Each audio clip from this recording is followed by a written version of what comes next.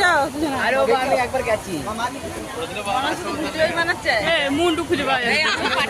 আমি দেখেছি একবার আলমারি থেকে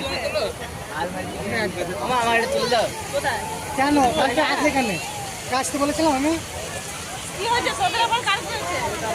ও তাদের ট্রেন চলছে না সেটা আমার দর ট্রেন চলছে না এখন হ্যাঁ আমাকে পাঠাচ্ছে না বাবা